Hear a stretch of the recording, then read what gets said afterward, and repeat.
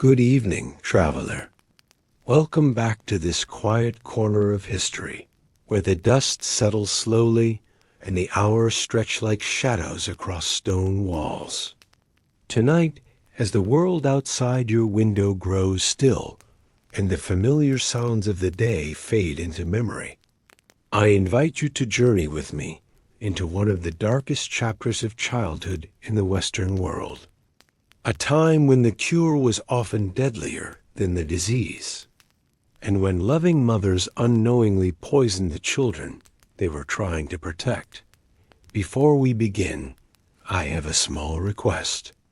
If you are comfortable, leave a comment below telling me where you are listening from tonight and what time it is in your corner of the world. It brings me a quiet comfort to know that as I speak these words into the darkness, someone in Chicago is drifting off as the snow falls past their window. Someone in Melbourne is watching the last light fade from their ceiling. Someone in a small village in Scotland is pulling their blankets closer against the cold. We are all connected in this moment, scattered across time zones, but united in the simple act of seeking rest. Tonight, we will explore the hidden epidemic that claimed the lives of countless Victorian children, not through violence or neglect, as we might understand it, but through medicine, through the very syrups and cordials that pharmacists sold with smiling babies on the labels. We will meet Mrs. Winslow and her soothing syrup. We will learn of Godfrey's cordial and the substance called quietness that Manchester druggists sold by the gallon. We will discover why 3/4 of all opium deaths in Victorian England occurred in children under 5, and why the mothers who administered these deadly doses believed they were doing the right thing. So settle in. Adjust your pillow. Let your breathing slow. This is not a story of monsters or villains, though villains there were.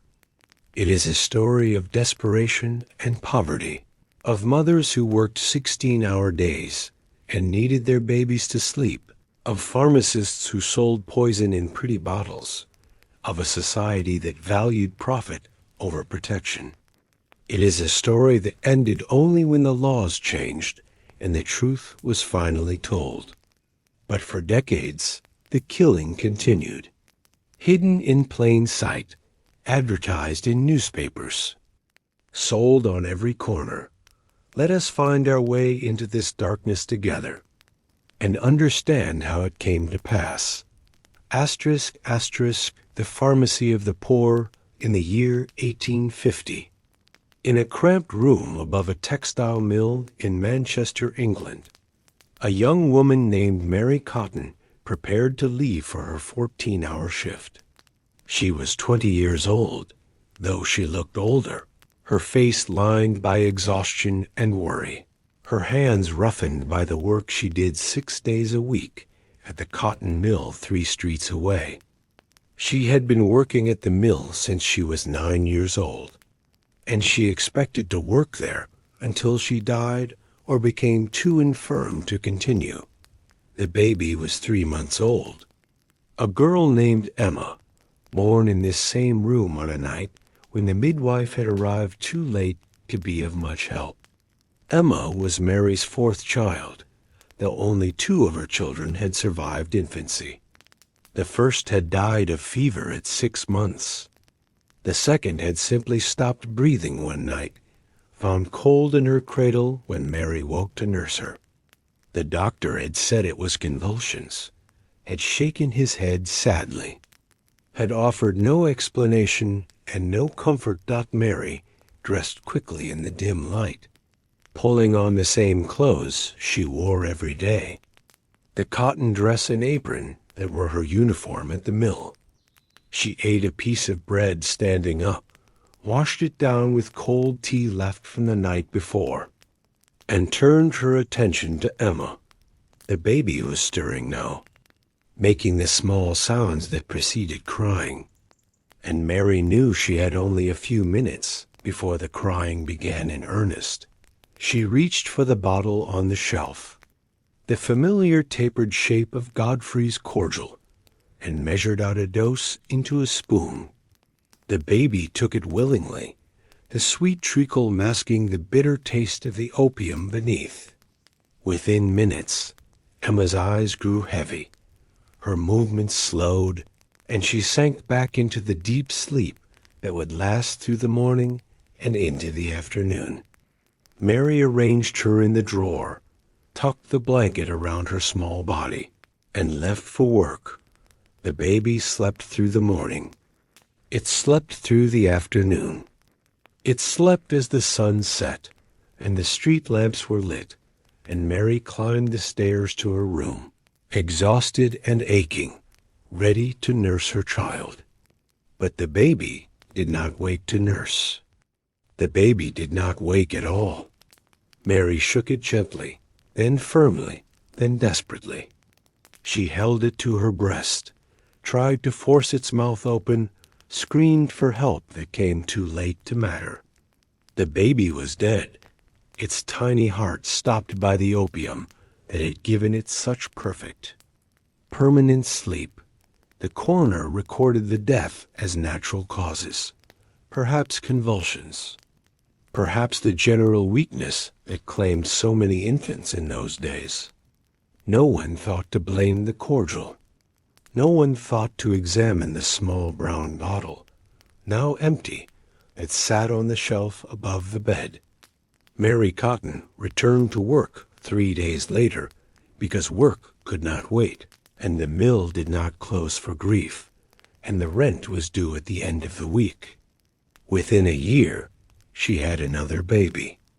Within 2 years, she had purchased another bottle of Godfrey's cordial. The cycle continued, unbroken, unremarked. UNEXAMINED. This was not unusual. This was not exceptional. This was the everyday reality of working-class motherhood in Victorian England, repeated in thousands of homes, in hundreds of cities, for decade after decade. The babies died, and the mothers mourned. And the pharmacists continued to sell their cordials and their syrups. And no one connected the pretty bottles to the tiny graves that multiplied in the churchyards of the industrial towns. Asterisk, asterisk. What was in these bottles that mothers trusted so completely, that they gave to their children as casually as we might give a vitamin or a cough drop today? The answer is simple and terrible.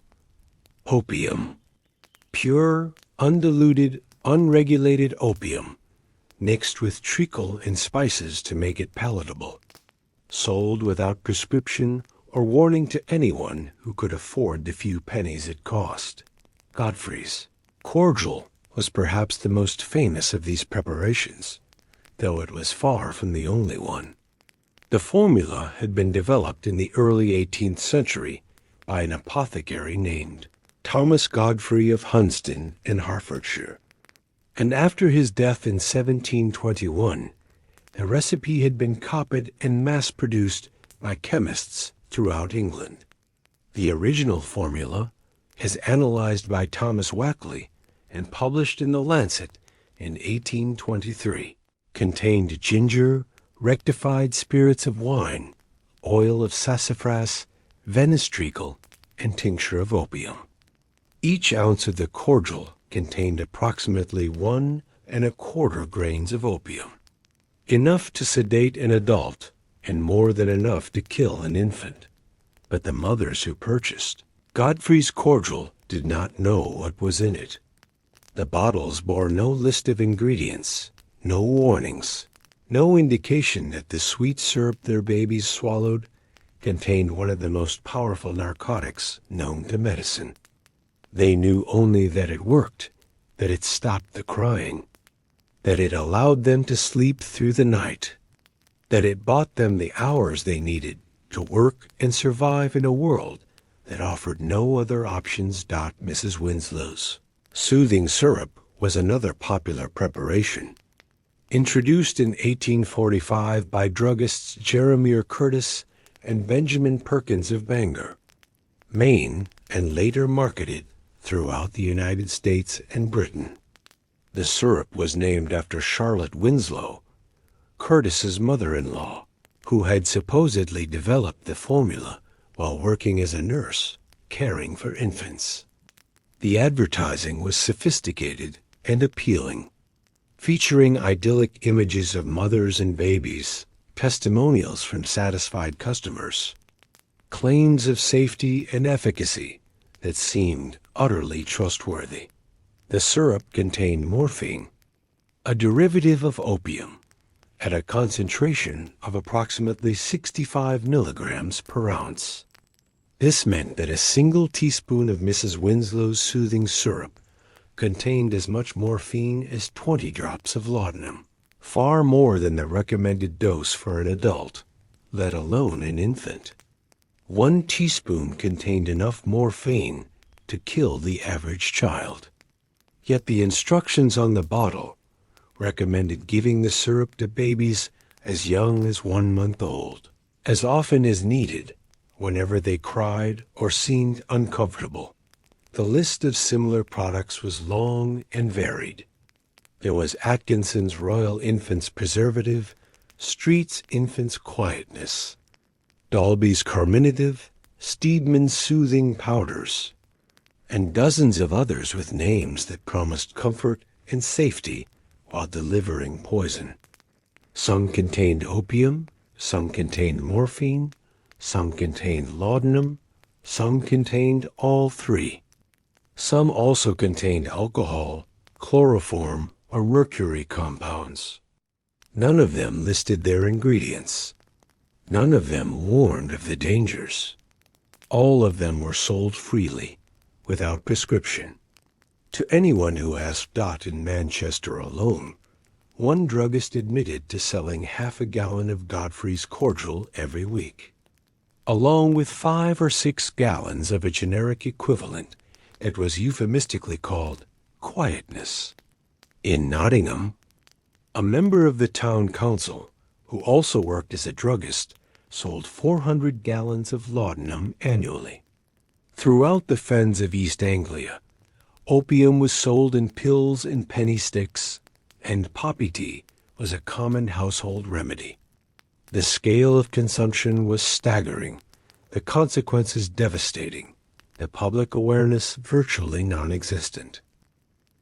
To understand why mothers gave opium to their babies, we must understand the world in which they lived, a world so different from our own that it seems almost impossible to imagine. The Industrial Revolution had transformed England from an agricultural society into a manufacturing powerhouse. But the wealth it created was distributed with savage inequality. The factory owners grew rich, while the workers who made their fortunes lived in squalor, crowded into tenements without sanitation or clean water, working hours that left no time for rest or family. Women worked alongside men in the factories, in the mills, in the workshops and warehouses that powered the economy. They had no choice. A single income was not enough to support a family, and for unmarried mothers or widows, work was the only alternative to the workhouse or the streets. But the factories did not accommodate children. There were no nurseries, no child care facilities, no provisions for the babies who arrived, whether their mothers could afford them or not. The options for a working mother were limited and grim. She could leave her baby with a relative, if she had relatives who could help. She could pay a neighbor or a stranger to watch the child, though the cost would eat into wages that were already barely sufficient. She could hire a nurse, one of the baby farmers who would take infants for a weekly fee, and who might or might not actually care for them. Or she could leave the baby alone, drugged into insensibility, and hope that it would still be alive when she returned. The economics were simple and brutal. Godfrey's Cordial cost a few pennies a bottle, far less than hiring someone to watch a child. A baby that was drugged did not cry, did not need attention, did not disturb the neighbors or attract the attention of authorities. A drugged baby could be left in a drawer or a box or a makeshift crib for hours, even for an entire day, without requiring food or comfort or the presence of another human being. For mothers who had no other options, the cordial was not a luxury, but a necessity. As essential to survival as food or shelter, the 1834 Poor Law Amendment Act had made matters worse by removing any financial obligation from the fathers of illegitimate children. Unmarried mothers were left entirely on their own, responsible for supporting themselves and their babies with no help from the men who had fathered them. Single parenthood and illegitimacy were stigmatized, making it difficult for these women to find respectable employment or housing. Many turned to baby farming, surrendering their children to strangers who promised to care for them, but who often had other plans. The result was a system that seemed almost designed to kill children. Mothers who drugged their babies did so out of love and necessity, desperate to keep them quiet so they could work, desperate to work so they could feed them. Baby farmers who took in infants for fees often found it more profitable to let the children die than to actually care for them. Pharmacists who sold the cordials and syrups were simply meeting a demand, providing a product that their customers wanted and needed, making money in a market that had no regulations and no oversight. And at the center of it all were the babies themselves, the silent victims of a system that valued their lives less than the profits they might generate or the inconvenience they might cause. They died in their thousands, in their tens of thousands, and their deaths were recorded as natural causes, as weakness, as convulsions, as teething, as anything other than what they actually were: poisoning, slow or fast, deliberate or accidental, but poisoning nonetheless. In the medical wisdom of the Victorian era, teething was not merely a normal stage of infant development. It was a dangerous condition, potentially fatal, requiring active treatment to prevent disaster. Doctors and mothers alike believed that the eruption of teeth through the gums could cause a host of symptoms: fever, convulsions, diarrhea, vomiting, irritability, and death. The statistics seemed to support this belief. In the registrar's reports of the time, teething was listed as a cause of death for thousands of infants every year, one of the leading killers of children under 2. What the Victorians did not understand, what they could not have understood given the state of medical knowledge at the time, was that teething does not cause these symptoms. A baby cutting teeth may drool and fuss, may want to chew on things, may have slightly swollen gums, but teething does not cause fever, does not cause convulsions, does not cause death. The symptoms that the Victorians attributed to teething were actually symptoms of something else entirely. Opium poisoning. The circular logic was devastating in its completeness. A baby cried and fussed, and the mother gave it opium to quiet it. The opium caused constipation, which led to discomfort, which led to more crying, which led to more opium. The opium suppressed the baby's appetite, causing malnutrition and weakness. The opium affected the baby's breathing, causing the shallow respirations and blue lips that doctors interpreted as signs of illness. And when the baby finally died, the death was attributed to teething, and the mother blamed herself for not having given enough opium to treat the condition. Thomas Bull, writing in his Hints to Mothers in 1854, estimated that 3/4 of all deaths from opium in England occurred in children under 5. This was a staggering statistic, implying that thousands of infants were being killed every year by the very medicines that were supposed to help them. Yet Bull's warning went largely unheeded. Parents continued to believe in the dangers of teething, continued to treat it with opium, continued to bury their children, and attribute the deaths to natural causes. A shocking 16% of all child deaths in Victorian England were the result of well-meaning attempts to treat teething with opium. The parents who administered these fatal doses did not see themselves as killers. They saw themselves as caregivers, doing what the doctors recommended, what the pharmacists sold, what their own mothers had done before them. When their children died, they blamed themselves for not having acted quickly enough, for not having given large enough doses, for somehow failing to save the child that the opium had actually killed. The doctors themselves were often complicit. Many physicians prescribed opium for infants as a matter of course, recommending it for crying, for colic, for teething, for any complaint that made a baby uncomfortable. Some doctors made house calls specifically to administer laudanum to fussy infants, charging fees for a service that amounted to poisoning their patients. The medical profession as a whole was slow to recognize the dangers of infant narcotization, in part because the symptoms of opium poisoning were so easily mistaken for the symptoms of other conditions. The babies who survived the opium did not escape unharmed. Doctors who examined the infants of the working class described them in terms that were both clinical and horrifying.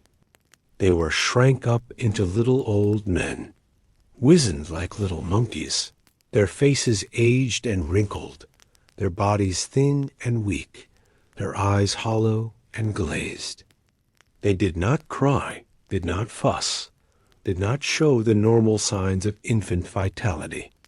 They lay in their cradles like small corpses, barely breathing, barely alive. Dr. Greenough, investigating for the Privy Council in the 1860s, noted how children, kept in a state of continued narcotism, will be thereby disinclined for food, and be but imperfectly nourished. This was the mechanism by which opium killed most of its infant victims, not through acute overdose, though that happened often enough, but through slow starvation. A baby that was constantly drugged did not feel hunger, did not wait to nurse, did not cry for food. It simply wasted away, growing thinner and weaker with each passing day, until finally its small body gave out entirely. The coroners who examined these babies often recorded the cause of death as starvation, or wasting, or failure to thrive, without ever connecting these conditions to the opium that had caused them. The mothers who had drugged their children were rarely suspected of wrongdoing, because they had done nothing that society considered wrong. They had used the medicines that were available to them, had followed the instructions on the bottles, had done what everyone else was doing. The fault lay with the system, not with the individuals trapped within it. In the fens of East Anglia, where opium use was particularly widespread, doctors reported seeing entire communities of drugged children. The habit was passed down from mother to daughter, from generation to generation, a tradition as ingrained and unquestioned as any religious practice. Women gave their children opium because their mothers had given them opium, because everyone gave their children opium, because that was simply what one did. The idea that this practice might be harmful, let alone fatal, was inconceivable. One doctor described visiting a village where nearly every child showed signs of chronic narcotization. They were pale and listless. Their pupils contracted to pinpoints, their breathing shallow and slow. They did not play, did not explore, did not show the curiosity and energy that healthy children display. They sat or lay wherever they were placed, staring at nothing, responding to nothing, waiting for the next dose of the only thing that made them feel anything at all. The doctor compared them to small ghosts, haunting the living world without truly inhabiting it. Asterisk, asterisk. If the mothers who drugged their own children were victims of circumstance, the baby farmers who took in infants for profit were something darker. Baby farming was a practice that emerged in response to the same economic pressures that drove mothers to use opium, but it took those pressures to their logical and horrifying conclusion. A baby farmer would advertise her services in the newspapers, offering to adopt or care for unwanted infants for a fee. The mother would pay, the baby would be handed over, and that would be the end of the transaction, at least in theory, not in practice. Many baby farmers had no intention of actually caring for the children they took in. Their business model depended on minimizing expenses while maximizing income, and the most efficient way to do this was to ensure that the children died as quickly as possible. A baby that was dead did not need to be fed, did not need to be clothed, did not require any of the ongoing expenses that living children demanded. The fee could be pocketed in its entirety, and the baby farmer could move on to the next victim. The methods used by baby farmers were various, but opium was a favorite tool. A baby drugged with laudanum or Godfrey's Cordial would not cry, would not attract attention, would not reveal through its distress that it was being neglected. It would simply grow quieter and quieter, weaker and weaker, until finally it stopped breathing altogether.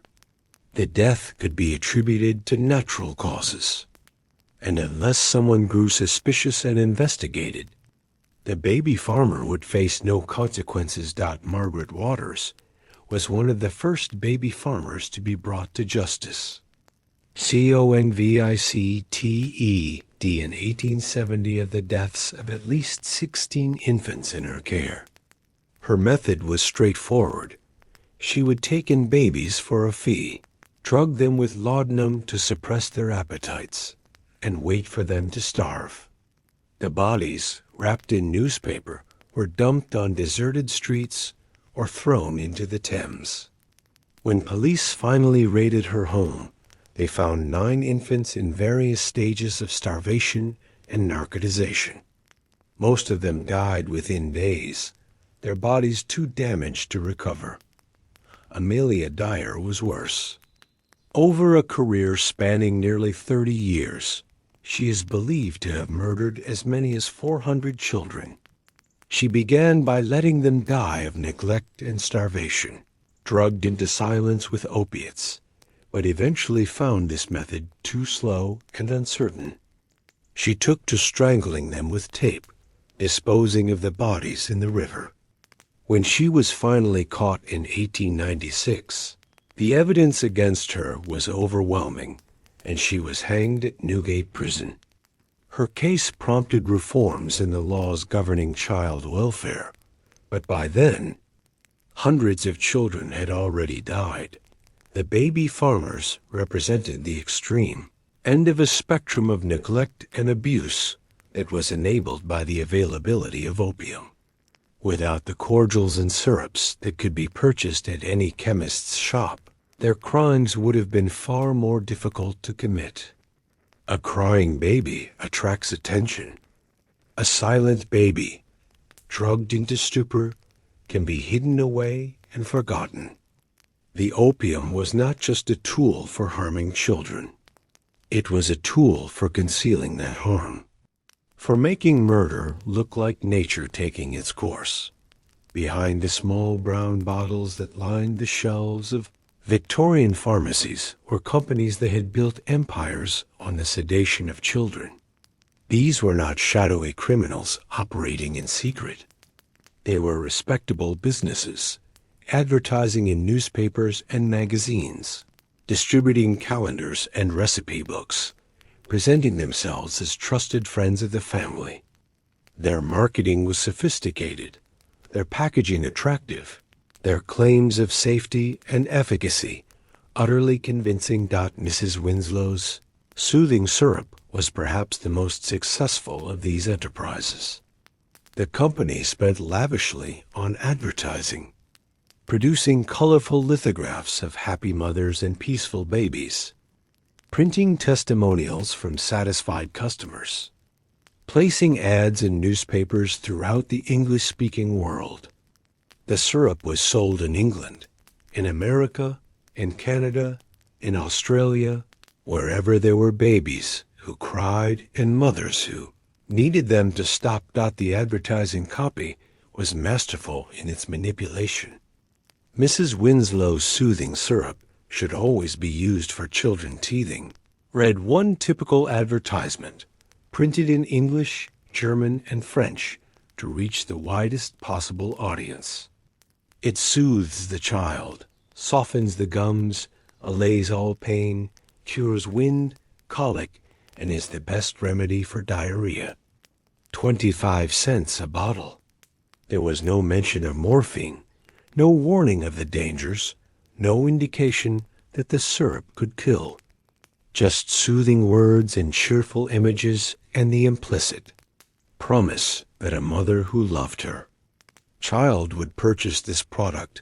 The company behind Mrs. Winslow's was founded by Jeremiah Curtis and Benjamin Perkins of Bangor, Maine, and the story they told about the syrup's origins was calculated to inspire trust.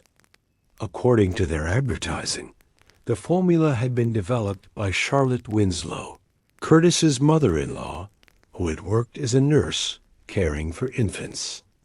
She was presented as a kindly grandmother figure, someone who had devoted her life to the welfare of children, someone whose remedy could be trusted because she herself was trustworthy. Whether Charlotte Winslow actually developed the formula, or whether she even existed in the form the advertisements described, is unclear. What is clear is that the syrup she allegedly created was deadly, that it killed children by the thousands, and that the company that bore her name profited handsomely from those deaths. Curtis became a millionaire, one of the wealthiest men in Maine. His fortune built on the bodies of infants he had never met, and whose deaths he almost certainly never acknowledged. Godfrey's Cordial had no single manufacturer. Having passed into the public domain after Thomas Godfrey's death in 1721, but the companies that produced it were no less culpable for the harm it caused. They knew what was in their product. They knew, or should have known, that opium was dangerous for infants. Yet they continued to market the cordial as a safe and effective remedy, continued to sell it to mothers who trusted them, continued to profit from a product that was killing children. The advertisements for infant soothing products were works of art in their own dark way. They depicted scenes of domestic harmony that bore no resemblance to the reality of working-class life in Victorian England. The mothers in these advertisements were well-dressed and serene, their homes clean and comfortable, their babies plump and smiling.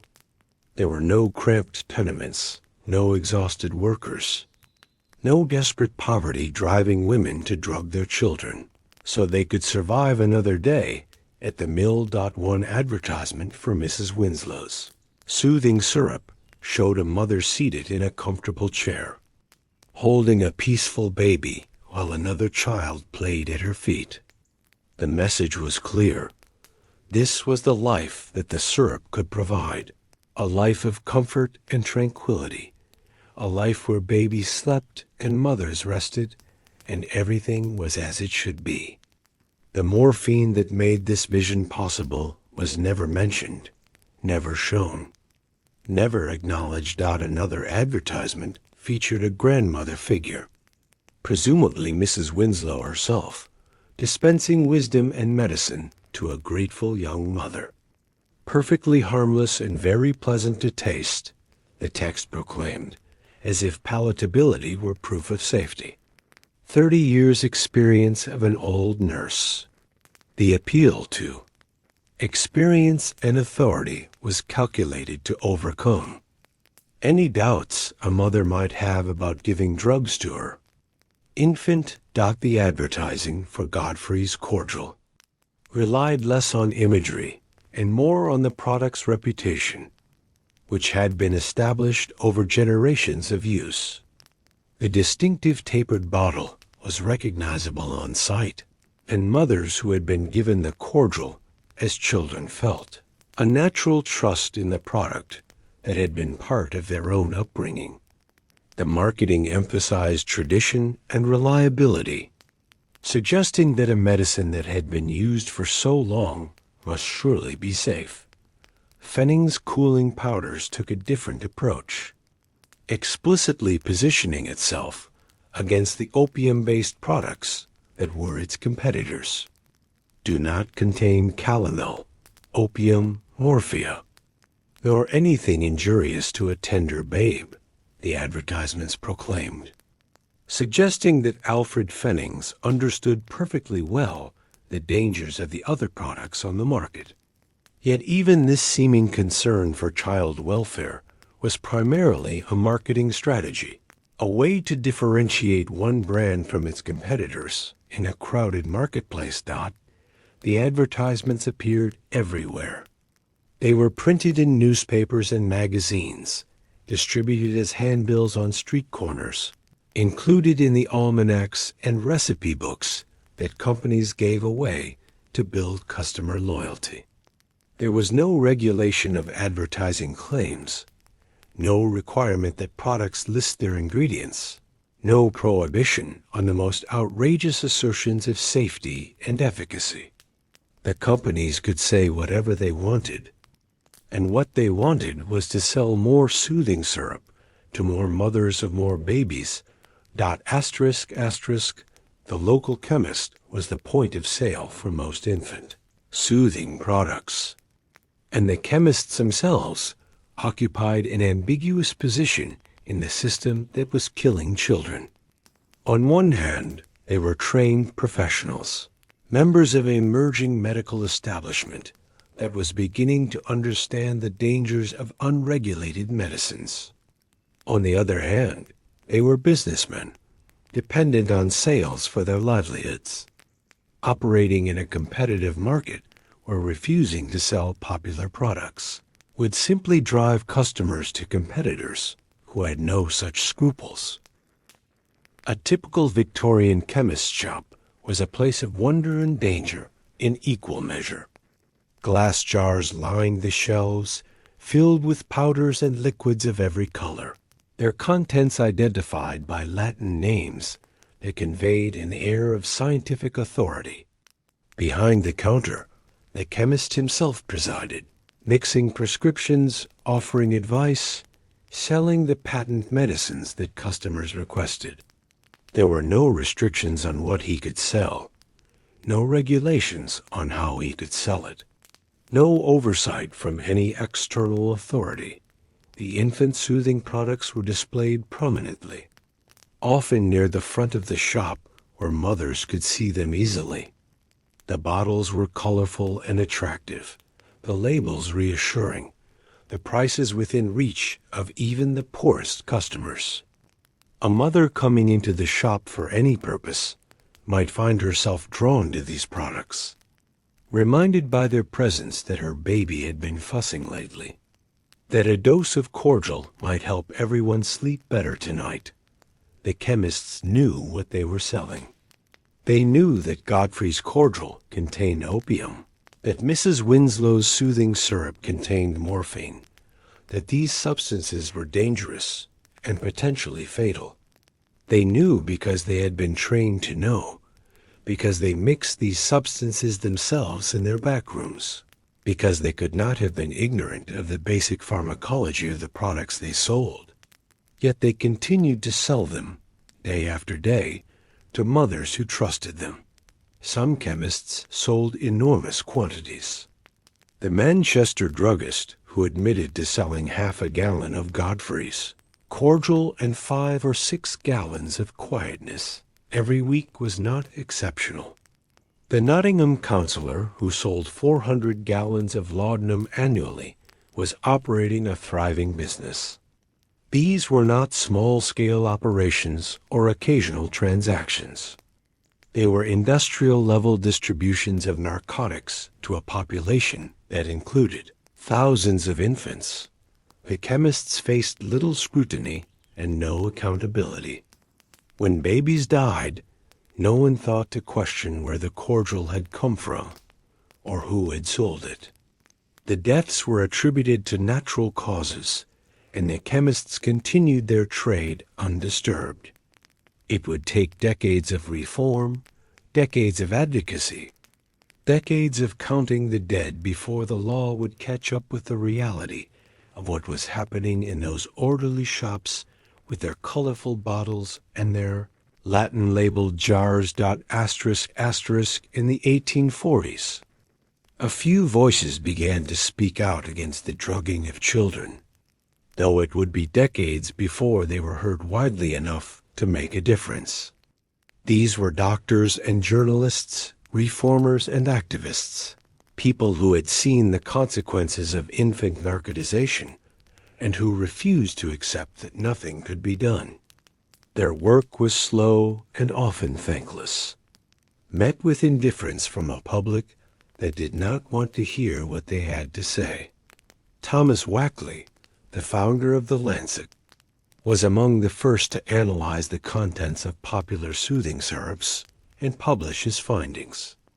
In 1823, he revealed that Godfrey's cordial contained opium, ginger, treacle, and various other ingredients, bringing into the light what had been hidden behind proprietary secrecy. His analysis was a first step toward transparency, though it would be many years before such transparency became a legal requirement. Thomas Bull, in his Hints to Mothers, published in 1854, warned explicitly against the use of opium-based medicines for children. He estimated that 3/4 of all opium deaths occurred in children under 5, a statistic that should have been shocking, but that seems to have made little immediate impact. His book was widely read, but the practices he condemned continued unabated. The mothers who read his warnings dismissing them as overly cautious, or simply not believing that the products they trusted could be dangerous. Henry Chavas, writing in Advice to a Mother on the Management of Her Offspring in 1860, was more forceful in his condemnation. All quack medicines should be banished from the nursery, he declared, recognizing that the soothing syrups and cordials were quackery of the most dangerous kind. But his advice, like Bull's, went largely unheeded. The products remained on the shelves, the advertisements continued to run, and the babies continued to die. Dr. Greenough, investigating for the Privy Council in the 1860s, documented the extent of infant narcotization in working-class communities. His reports described the wasted bodies of children who had been kept in continuous states of drugging, children who had lost the will to eat, children who had been robbed of the normal vitality of infancy. He traced the connection between opium use and infant mortality, providing the kind of evidence that should have prompted immediate action. But action was slow in coming. The medical establishment was divided on the dangers of infant narcotization. with some doctors continuing to prescribe opium for children while others warned against it. The pharmaceutical industry, such as it was, had no interest in restricting the sale of its most profitable products. And the public, the mothers who bought the cordials, and the fathers who worked the long hours that made the cordials necessary, were too exhausted and too desperate to question the system that was killing their children. Ernest Hart's investigation into baby farming and infant mortality, published in the British Medical Journal in 1867, brought these issues to wider public attention. Hart was a crusading journalist as well as a physician, and he understood that statistics alone would not change minds. He told stories, individual cases of children who had been drugged and neglected and killed, putting faces and names to the numbers that might otherwise have seemed abstract and distant. Hart alleged that baby farming was commercial infanticide, a system designed to kill children for profit. He documented the practices of baby farmers who used opium to quiet the infants in their care, who starved them slowly while collecting fees from mothers who believed their children were being well cared for, who disposed of the bodies in ways that concealed the true cause of death. His work was shocking, disturbing, and ultimately influential in prompting legislative reform. Samuel Adams, writing for Collier's magazine in the early 20th century, continued the work that Hart had begun. Adams investigated the patent medicine industry in America, exposing the dangerous ingredients in products that were marketed as safe and wholesome. His articles contributed to the pressure for the Pure Food and Drug Act of 1906, which required medicine labels to disclose their ingredients and opened the way for greater regulation of the pharmaceutical industry. The power of journalism lay in its ability to reach ordinary readers, to translate complex medical and social issues into stories that could be understood and felt. A mother who might not have understood the pharmacology of opium could understand the story of a baby who had been drugged to death. A father who might not have followed the debates in medical journals could understand the outrage of a system that allowed his children to be poisoned with impunity. But the journalists faced powerful opposition. The manufacturers of soothing syrups and cordials were wealthy and well-connected, able to threaten lawsuits against newspapers that criticized their products, able to withdraw advertising from publications that ran unfavorable stories. The political establishment was reluctant to interfere with commerce, even commerce that was killing children.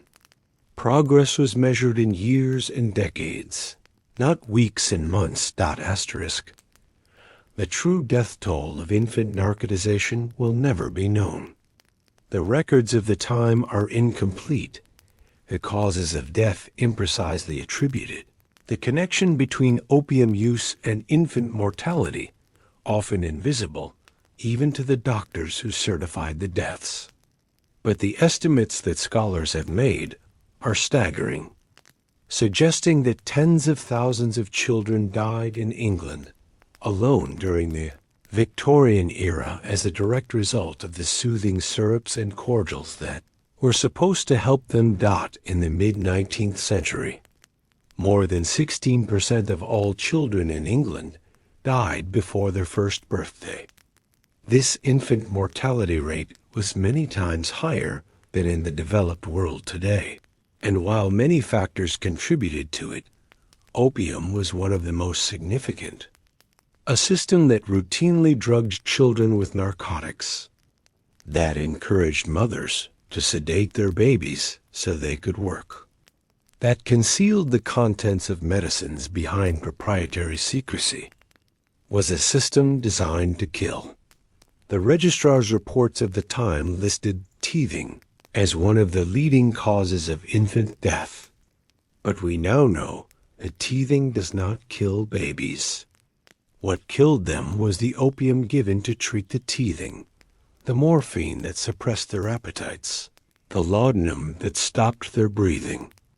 The statistics on teething deaths are, in effect, statistics on opium deaths, though they were not recognized as such at the time. In the fens of East Anglia, where opium use was particularly widespread, infant mortality rates were among the highest in England. This was not coincidental. The connection between opium consumption and infant death was direct and measurable, visible to anyone who cared to look, though few did. The deaths were accepted as natural, as inevitable, as simply the way things were in a world where children died young and parents buried them with resignation rather than outrage. The American Medical Association eventually labeled Mrs. Winslow's soothing syrup a baby killer, but only in 1911, more than 60 years after the product was first introduced. By then, countless children had already died, their deaths attributed to teething or convulsions or weakness or any cause other than the syrup itself. The AMA's condemnation came too late to save them, though it may have saved some of the children who came after. Let us imagine a day in the life of an infant in Victorian England, a baby born to a working-class family in one of the great industrial cities, a child who experienced the world through the fog of constant narcotization. This is not a pleasant exercise, but it is necessary if we are to understand what these children endured, what their short lives were like, how the opium shaped every moment of their existence. The baby wakes at dawn, or rather, the baby drifts toward consciousness as the effects of the previous night's dose begin to wear off. There is no sharp transition from sleep to wakefulness, no clear boundary between the two states.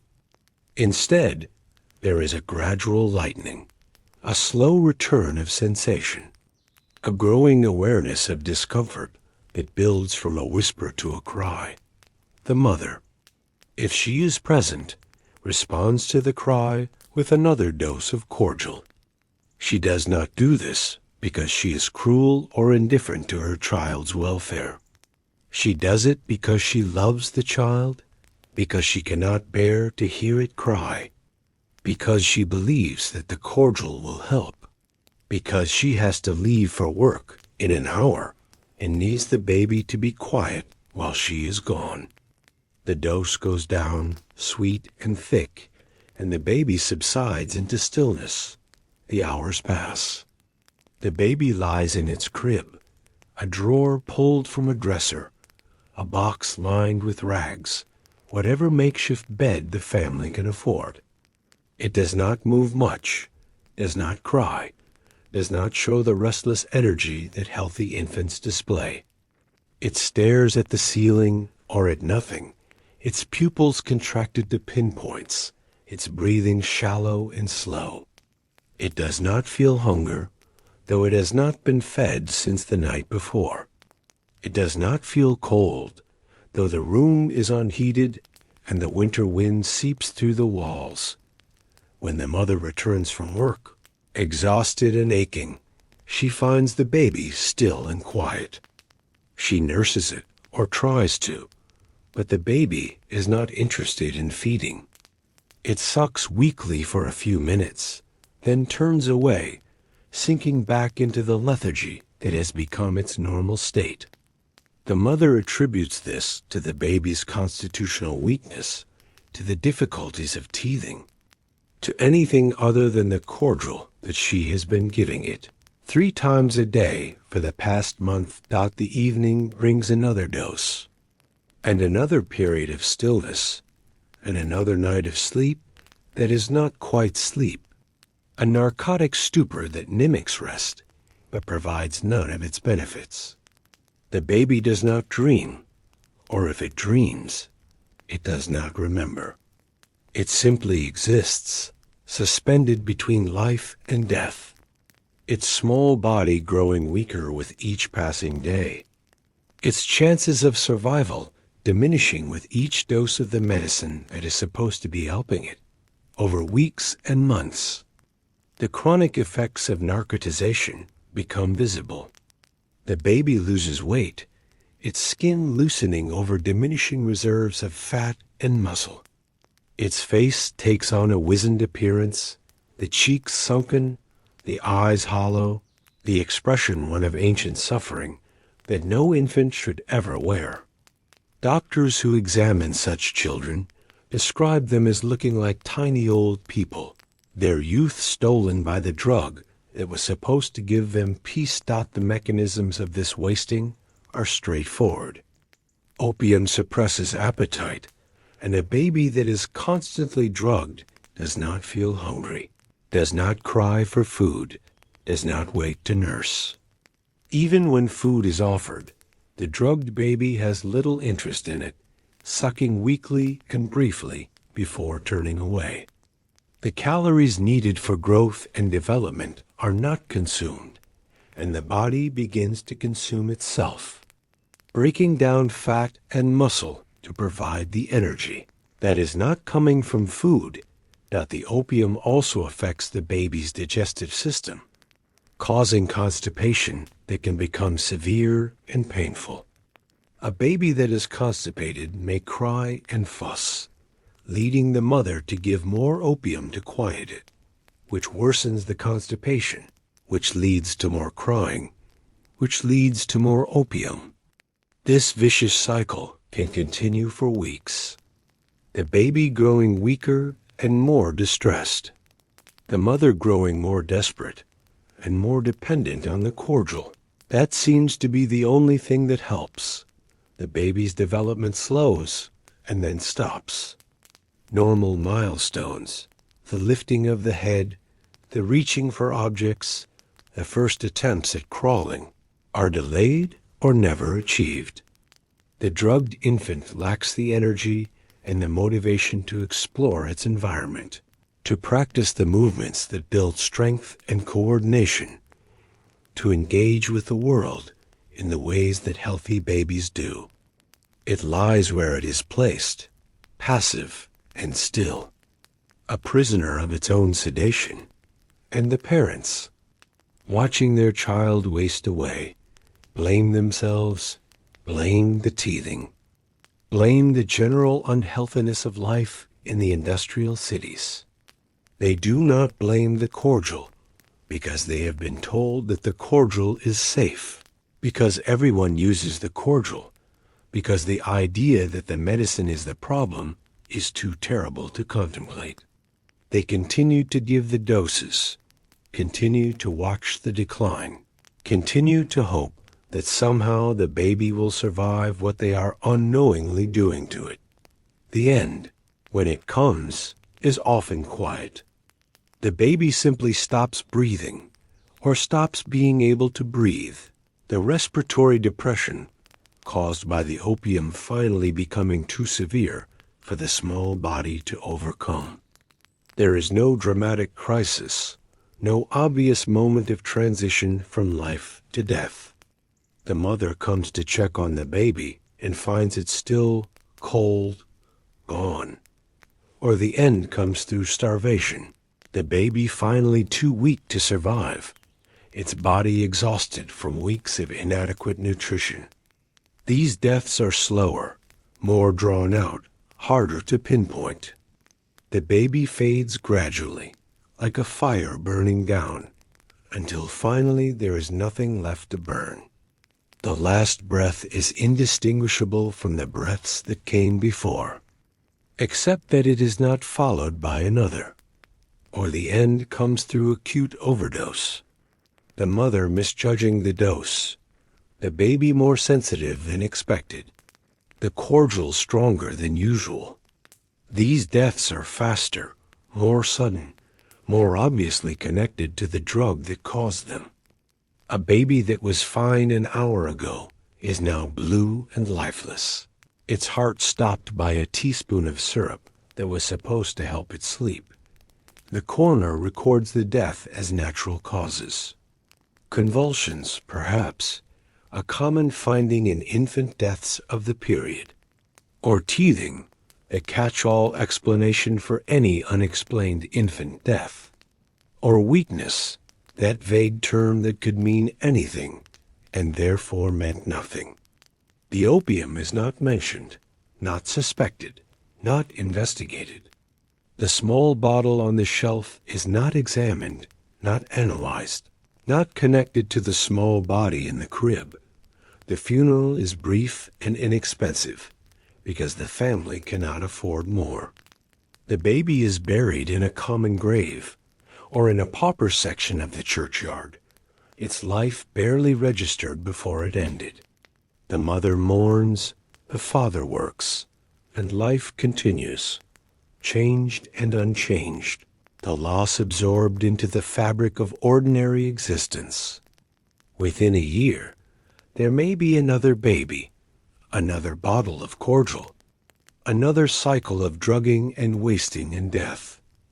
Asterisk, asterisk, the first meaningful attempt to regulate the sale of opium and its derivatives came with the Pharmacy Act of 1868, though its provisions were modest and its enforcement limited. The act classified opium and its derivatives as poisons and restricted their sale to registered chemists and legally qualified apothecaries. It was a step forward, an acknowledgement that these substances were dangerous and that some control over their distribution was necessary, but the act was riddled with exceptions. Most critically, it explicitly exempted patent medicines from its provisions. This meant that Godfrey's Cordial, Mrs. Winslow's soothing syrup, and all the other infant soothing products could continue to be sold exactly as they had been before. The very products that were killing the most children were excluded from the regulations designed to make drugs safer. The manufacturers had lobbied hard for this exemption, and they had won. The act was also difficult to enforce. Pharmacists were supposed to maintain records of their poison sales, but many did not, and inspections were infrequent and ineffective. The penalties for violations were small, far smaller than the profits that could be made from continued sales. A chemist who was caught selling opium without proper records might be fined a few shillings. Hardly a deterrent when he was making pounds from the trade. The impact of the act on infant mortality was therefore minimal. The soothing syrups remained on the shelves, the advertisements continued to run, and the babies continued to die. The reformers who had hoped that regulation would make a difference were disappointed but not surprised. They understood that real change would require not just new laws, but new attitudes. A fundamental shift in how society thought about children and their welfare.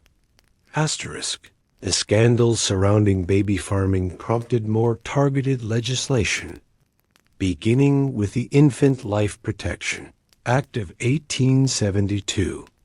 This act required anyone caring for more than one infant under 1 year of age for payment to register with the local authority.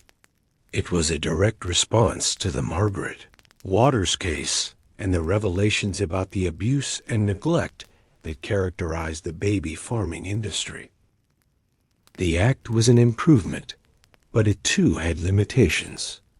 Registration did not guarantee oversight, and local authorities often lacked the resources or the will to inspect the homes of registered baby farmers. The penalties for violations were inadequate, and enforcement was inconsistent. The act closed some loopholes, but left others open, and unscrupulous baby farmers found ways to continue their deadly trade. The Infant Life Protection Act of 1897, passed in the wake of the Amelia Dyer case, was more comprehensive. It empowered local authorities to actively seek out baby farms and lying-in houses, to enter homes suspected of abusing children, and to remove children to places of safety. It redefined improper care to include keeping infants in homes that were unfit or overcrowded, or in the care of nurses who threatened their welfare through neglect or abuse. These acts represented a significant shift in how society thought about children. For the first time, the law recognized that children had rights that the state was obligated to protect, that parents and caregivers could not do whatever they wished with the children in their care. That infant life had value that went beyond the economic interests of adults. The acts were imperfect, but they established principles that would continue to develop over the following decades. In the United States, the regulation of patent medicines came later, but more comprehensively. The Pure Food and Drug Act of 1906 required that medicines list their ingredients on the label, eliminating the secrecy that had allowed manufacturers to sell morphine and opium without consumers knowing what they were buying.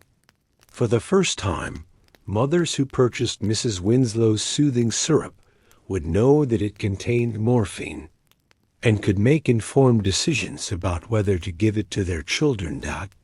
The act was the culmination of decades of advocacy by journalists and reformers, including Samuel Adams, whose exposes of the patent medicine industry had helped to build public support for regulation.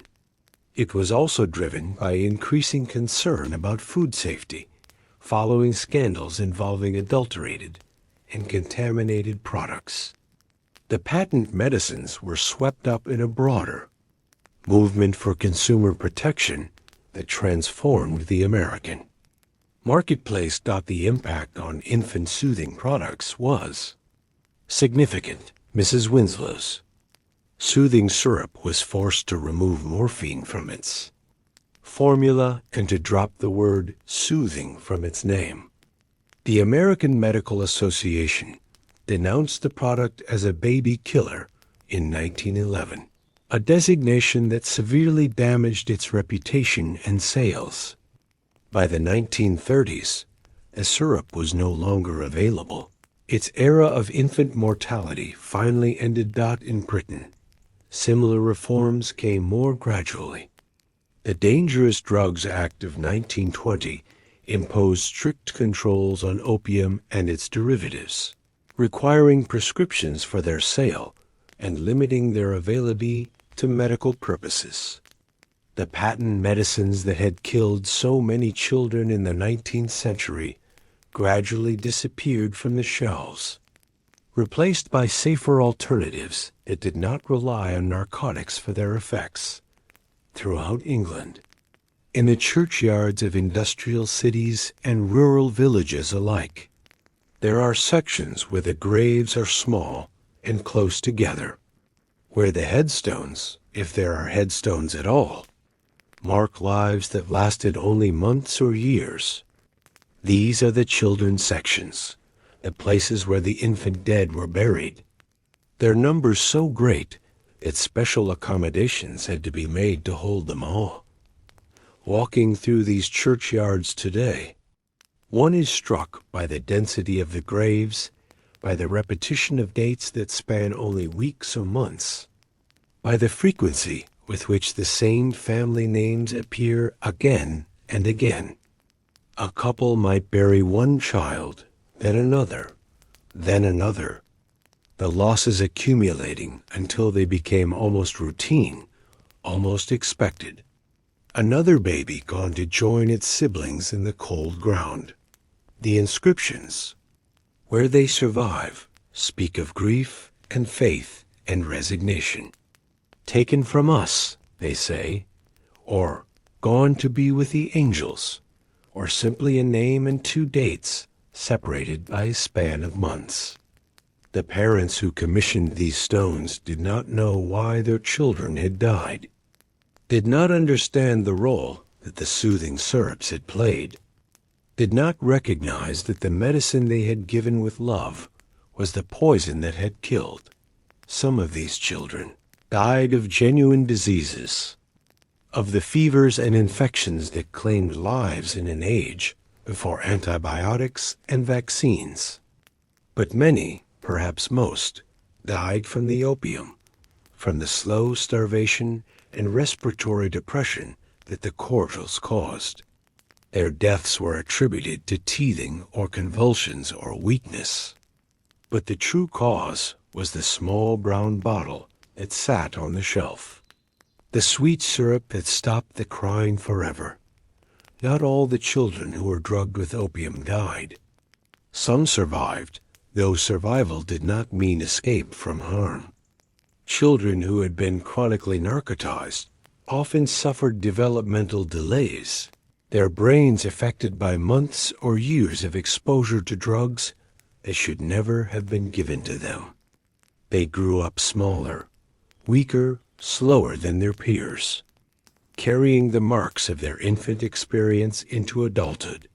The children of the fens, where opium use was most widespread, were described by doctors as a population apart, distinguishable by their pallor, their lethargy, their diminished vitality. They grew up in communities where opium use was normalized, where the habits of infant narcotization were passed from one generation to the next, where the damage accumulated over decades until it became impossible to separate the effects of the drug from the effects of poverty and malnutrition and disease. Some survivors developed addictions of their own, their early exposure to opiates creating vulnerabilities that lasted a lifetime. They craved the sedation that had been forced upon them as infants, sought out the oblivion that had been their first experience of the world. The cycle of addiction, once started, was difficult to break, and the children who had been drugged in their cradles sometimes became adults who drugged themselves and their own children in turn. The psychological effects are harder to measure, but no less real. Children who spend their earliest months in a state of chemical sedation do not develop the normal bonds of attachment with their caregivers. They do not learn the basic trust that comes from having their needs met, because their needs were not met, but suppressed. They grow up with what we would now call attachment disorders, difficulties in forming relationships that follow them throughout their lives. What can we learn from this dark chapter of history? From the decades when loving mothers poisoned their children with medicines they thought were safe? The lessons are many, and they remain relevant today, when new drugs and new technologies create new opportunities for harm as well as healing. The first lesson is that good intentions are not enough. The mothers who gave opium to their babies loved those babies and wanted only the best for them. The pharmacists who sold the cordials were meeting a genuine demand from customers who needed help. The manufacturers who produced the syrups were operating within the laws of their time. Yet the result was mass death. Tens of thousands of children killed by a system in which everyone was trying to do the right thing. The second lesson is that information is power. The mothers who bought soothing syrups did not know what was in them, did not know that they contained opium or morphine, did not know that these substances were dangerous for infants. If they had known, many would have made different choices. The laws that eventually required disclosure of ingredients saved lives by enabling informed decisions. The third lesson is that markets alone cannot be trusted to protect the vulnerable. The pharmaceutical industry of the 19th century operated without regulation, and the result was products that killed consumers. The manufacturers had no incentive to make their products safer, because safer products would have been less effective at sedating babies, and therefore less attractive to mothers who needed their babies to sleep. Only external regulation could align the interests of manufacturers with the welfare of children. The fourth lesson is that poverty creates vulnerability. The mothers who drugged their babies did so because they had no other options, because the economic system gave them no choice but to work while their children were young, because there were no alternatives to the soothing syrups that would allow them to survive. Addressing the root causes of child harm means addressing the poverty and inequality that make parents desperate. And the fifth lesson is that change is possible, even when it seems impossible. The reformers who spoke out against infant narcotization in the 1840s and 1850s faced indifference and opposition, their warnings ignored, their efforts seemingly futile. Yet they persisted, and eventually the laws changed, the products were regulated, the deaths declined. Progress was slow, but it came. Asterisk, asterisk. Consider, if you will, the nursery of today. A baby sleeps in a crib designed to modern safety standards. Its mattress firm, its bedding minimal. The room at a temperature that has been calibrated to reduce the risk of sudden infant death. The parents sleep nearby, or perhaps in the same room. Their sleep interrupted by the baby's cries, but not by fears that the baby will stop breathing in the night. There are no brown bottles on the shelf, no cordials or syrups containing opiates, no medicines that might kill if the dose is wrong or the baby too sensitive. The products marketed for infant teething today contain no morphine, no laudanum, no opium of any kind. They are regulated by agencies whose purpose is to ensure safety, tested before they reach the market, monitored after they do.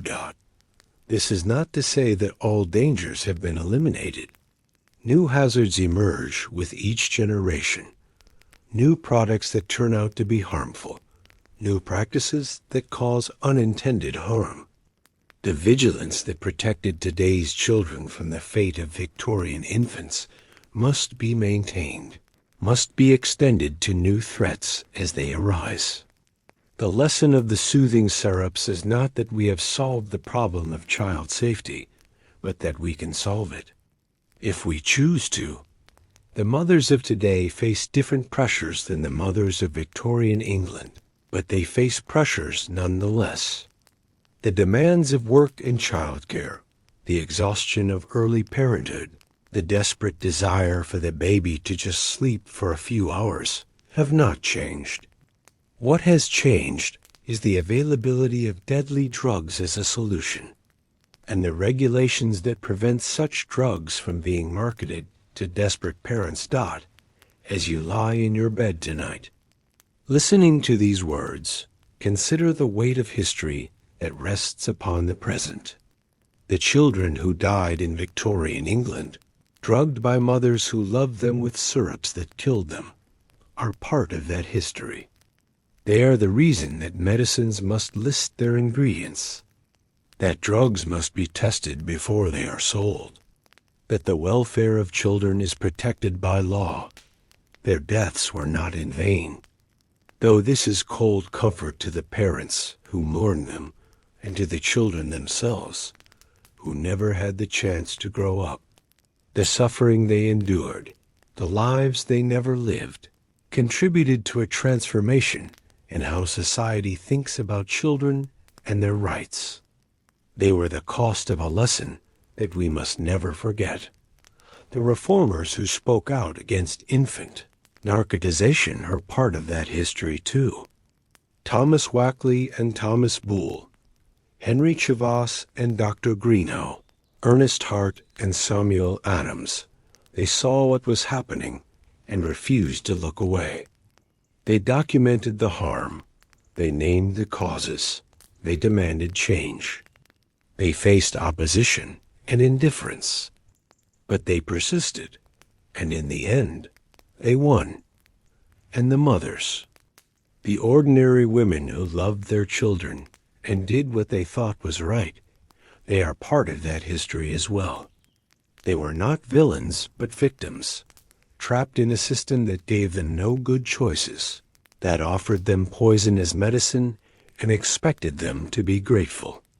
Their grief was real, their loss profound, their culpability far less than the manufacturers and pharmacists who sold them death in a bottle. And now, dear listener, as this story draws to its close, I hope you have found some peace in understanding, some comfort in knowledge, some rest in the recognition that the past, however dark, has given way to a better present. The children who died of opium poisoning in Victorian England are beyond our help, but their memory can still serve a purpose, reminding us of the importance of vigilance, of regulation, of the protection of the vulnerable. Sleep now. The night outside your window is quiet, and the dangers that once lurked in medicine bottles have been largely banished. The babies of today sleep in cribs that are safe, fed on milk that is pure, cared for by parents who have access to information that the mothers of Victorian England could never have imagined. The progress is real, the change is meaningful, the future is brighter than the past. But remember, as you drift toward sleep, that this progress was not inevitable. It was won through struggle, through advocacy, through the slow and painful process of changing minds and changing laws. It can be lost if we are not careful, if we allow new dangers to emerge unchecked, if we forget the lessons that the deaths of so many children taught us. The light of knowledge burns on. The protection of the innocent continues. All is well, or at least all is better than it was. And in that improvement, in that incremental progress toward a world where children are safer, there is hope and there is meaning, and there is, at last, rest. Sleep well.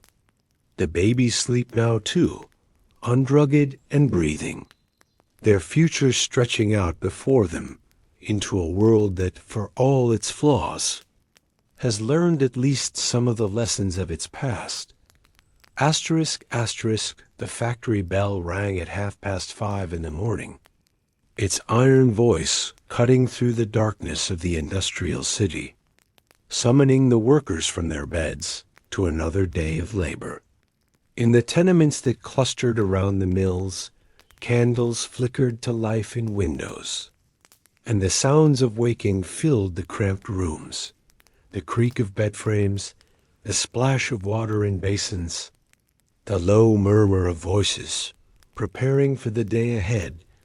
Sarah Whitfield rose from the bed she shared with her husband and 2 of her children, careful not to wake the baby who slept in a drawer beside her. She was 24 years old, though she looked older, her face lined by exhaustion and worry, her hands roughened by the work she did 6 days a week at the cotton mill 3 streets away.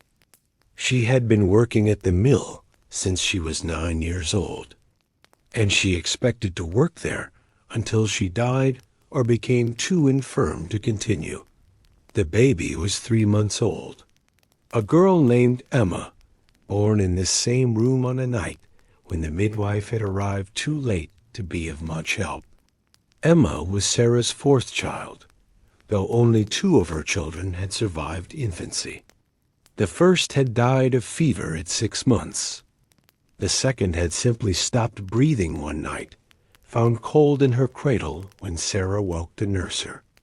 The doctor had said it was convulsions, had shaken his head sadly, had offered no explanation and no comfort. Sarah dressed quickly in the dim light, pulling on the same clothes she wore every day, the cotton dress and apron that were her uniform at the mill. She ate a piece of bread standing up, washed it down with cold tea left from the night before, and turned her attention to Emma. The baby was stirring now, making the small sounds that preceded crying. And Sarah knew she had only a few minutes before the crying began in earnest. She reached for the bottle on the shelf, the familiar tapered shape of Godfrey's Cordial, and measured out a dose into a spoon. The baby took it willingly, the sweet treacle masking the bitter taste of the opium beneath. Within minutes, Emma's eyes grew heavy, her movements slowed, and she sank back into the deep sleep that would last through the morning and into the afternoon. Sarah arranged her in the drawer, tucked the blanket around her small body, and left for work. The cotton mill was a cathedral of industry, its great halls filled with the thunder of machinery and the humid heat of steam. The air was thick with cotton dust that settled on everything, that filled the lungs and coated the skin. That caused the coughs and the breathing troubles that plagued the workers throughout their lives. The noise was so loud that conversation was impossible. The workers communicated through gestures and lip reading, their voices stolen by the machines they served. Sarah took her place at the spinning frame, her fingers finding the familiar motions without conscious thought. She had been doing this work for 15 years, and her body knew it better than her mind did. Attach the thread, guide it through the mechanism, watch for breaks, tie the knots, move to the next spindle, repeat. The work was monotonous, but demanding, requiring constant attention, punishing any lapse with tangled thread and lost wages. The hours passed slowly, marked only by the changing of the light through the high windows and the periodic visits of the overlooker, who walked the aisles watching for slackers and troublemakers. Sarah's back ached from standing, her feet throbbed from the hard floor, her eyes burned from the strain of watching the thread. She thought of Emma, asleep in the drawer, and hoped that the dose had been enough, that the baby would not wake and cry, that the neighbors would not complain. At noon, there was a brief break for dinner, a chance to sit on the floor and eat whatever food the workers had brought from home. Sarah had a piece of cheese and another piece of bread wrapped in a cloth and carried in her pocket.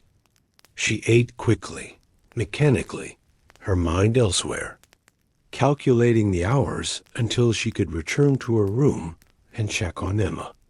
The break was over almost before it began, and she was back at the spinning frame, her fingers resuming their endless dance. The afternoon was longer than the morning, the fatigue accumulating in her muscles and her mind.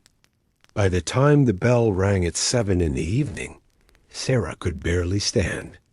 She stumbled out of the mill with the other workers, a river of exhausted humanity flowing through the factory gates into the darkening streets. The walk home took 20 minutes, and every step was an effort, her body protesting the demands she placed upon it. Emma was still asleep when Sarah returned, her small chest rising and falling with the shallow breaths of narcotized slumber. Sarah lifted her from the drawer and held her close, feeling the warmth of the small body, the fragility of the bones beneath the skin. She tried to nurse, but Emma was not interested, turning her head away from the breast, too drugged to feel hunger. Sarah gave up after a few minutes and laid the baby back in the drawer. Her husband, Thomas, returned from his own work an hour later, his clothes stained with the coal dust of the foundry where he labored. He was a quiet man, worn down by the same exhaustion that afflicted Sarah, too tired most nights for anything but food and sleep. They ate together in near silence, a thin stew of vegetables and scraps of meat, bread to soak up the broth, weak tea to wash it down. The children, ages 5 and 3, ate with them, then were put to bed in the corner of the room. Later, in the darkness, Sarah tried again to nurse Emma. This time the baby took the breast, sucking weakly for a few minutes before falling asleep again. Sarah held her for a long time, watching the small face in the dim light, wondering what kind of life awaited this child, whether she would survive to see her first birthday, whether she would grow up to work in the mill as Sarah had done, whether the cycle would ever end. Before she slept, Sarah measured out another dose of cordial and gave it to Emma. The baby needed to sleep through the night, needed to be quiet so that Sarah could rest, needed to be still so that the neighbors would not complain. Tomorrow the factory bell would ring again at 5:30, and Sarah would rise and dress and go to work, and Emma would sleep in her drawer, and the days would continue, one after another, indistinguishable, unchanging, until something changed them. The economics of working class, motherhood in Victorian England, were brutal in their simplicity. A family needed 2 incomes to survive, which meant that mothers had to work, which meant that babies had to be managed somehow while the mothers were away. There were no nurseries, no child care subsidies, no family leave policies. There was only the choice between starvation and the cordial, between poverty and the drugging of children. A woman like Sarah earned perhaps 8 shillings a week at the mill, less than half what a man earned for similar work. Her husband might earn 15 or 18 shillings, making their combined income just enough to pay the rent, buy food, and keep the family alive. There was nothing left over for luxuries, nothing saved for emergencies, nothing to cushion the blow when illness or injury struck. Every penny was spoken for before it was earned. Hiring someone to watch the baby would have cost 3 or 4 shillings a week, nearly half of Sarah's wages. This was simply not possible. Leaving the baby with a relative was an option only for those who had relatives nearby and willing, and many did not. The baby farmers who advertised their services charged fees that were beyond the reach of most working families, and their reputation for neglect and abuse made them a last resort rather than a first choice. The cordial cost pennies, a fraction of what any other option would have required. It was available at any chemist's shop, sold without questions or restrictions. It worked reliably, quieting even the fussiest baby within minutes, providing hours of silence during which the mother could work or rest. It seemed like a miracle, a solution to an impossible problem, a gift from the pharmacists who sold it and the manufacturers who made it. What the cordial cost in the long run was not calculated, not understood, not even considered. The babies who died were mourned, but their deaths were attributed to natural causes, to the general fragility of infant life, to the will of God, or the workings of fate. The connection between the cordial and the deaths was invisible, hidden behind proprietary secrecy and the plausible alternative explanations that doctors provided. The true cost was paid in lives, but the ledger was kept in a currency that the mothers could not read. Asterisk in the back pages of Victorian newspapers. Among the advertisements for patent medicines and domestic servants, there appeared notices of a peculiar kind. Wanted, a person to take charge of a baby, one might read. A married couple with no family willing to adopt a healthy child. Premium required. These were the advertisements of the baby farmers, the entrepreneurs of infant care who saw, in the desperation of unmarried mothers, an opportunity for profit. The baby farming industry emerged from the collision of several social forces. The stigma against illegitimacy, the difficulty of combining work with childcare, the lack of support for single mothers, and the complete absence of regulation over the care of children. A woman who found herself pregnant outside of marriage faced ostracism, unemployment, and poverty. If she could find someone to take the baby off her hands, she might be able to rebuild her life. If she could not, she was ruined. The baby farmers offered a solution, or what appeared to be a solution.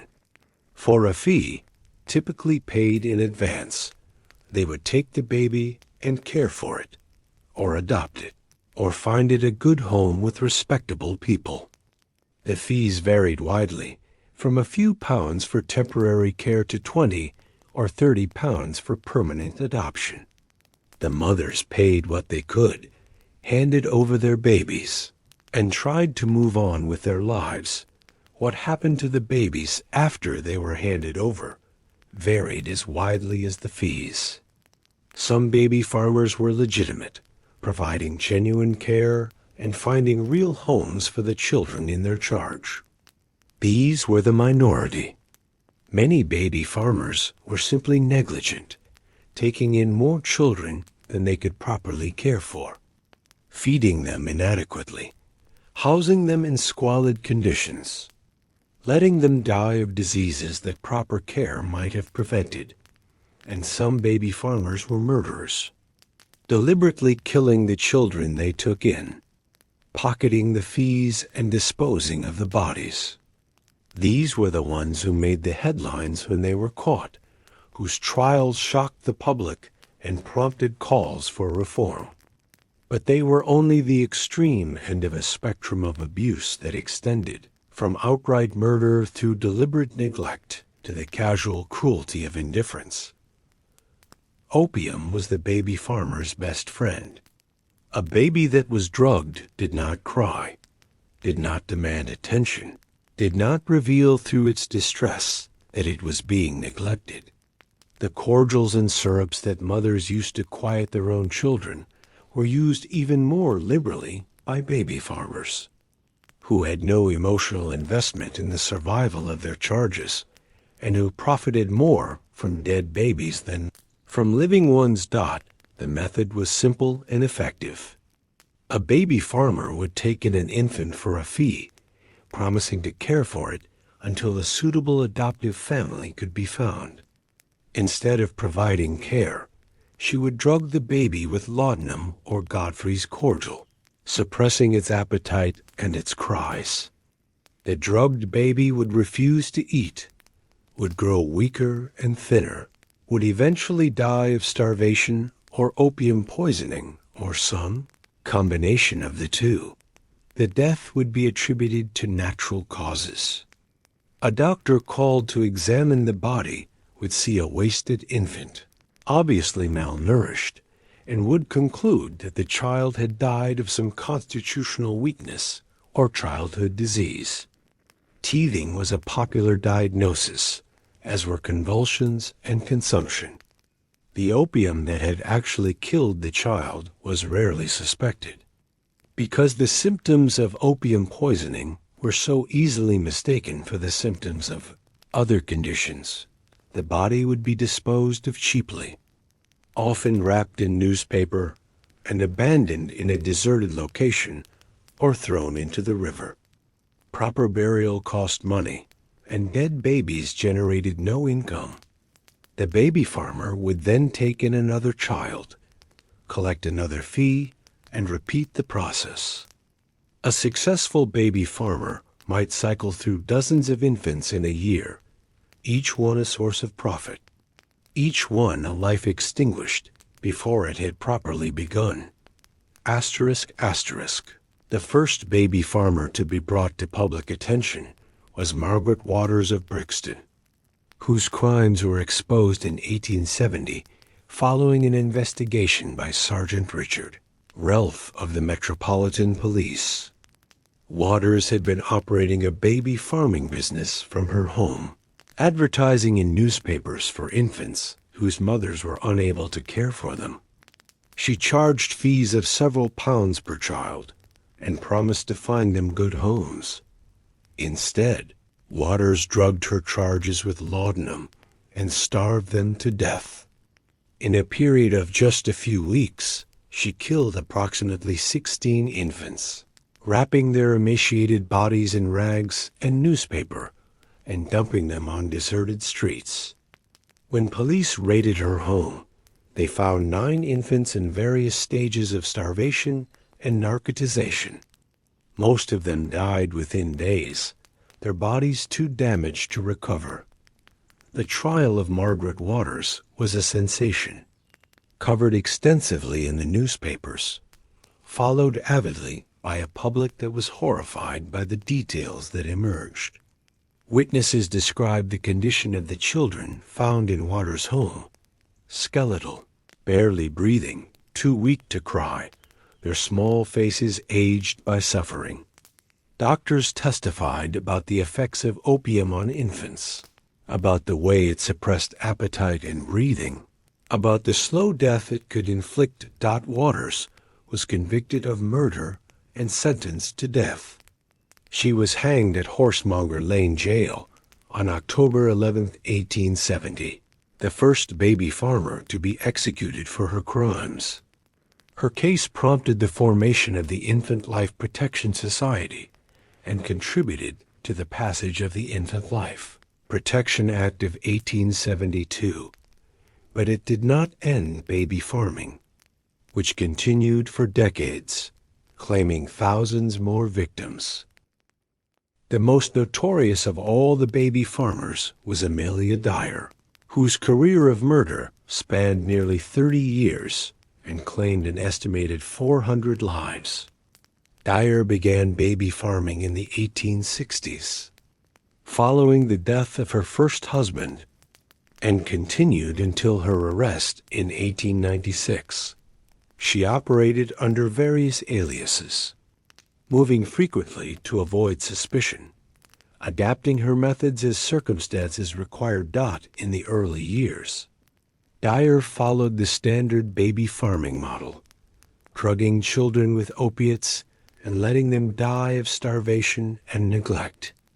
But she found this method too slow and uncertain.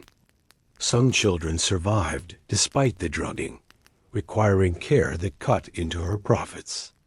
And the deaths, though attributed to natural causes, sometimes attracted unwanted attention from doctors and officials.